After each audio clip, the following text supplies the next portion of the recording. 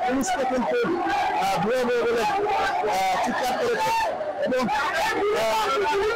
আপনাদেরকে দেখাচ্ছিলাম যে এখানে কিন্তু সেই চিত্র এবং ইতিমধ্যে কিন্তু আমরা যেটি দেখছি যে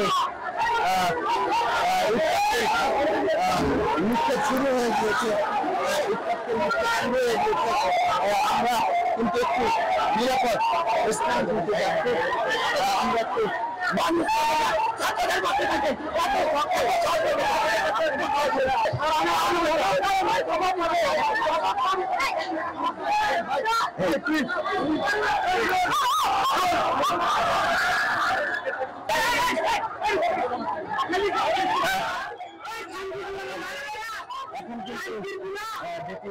দেখছিলাম যে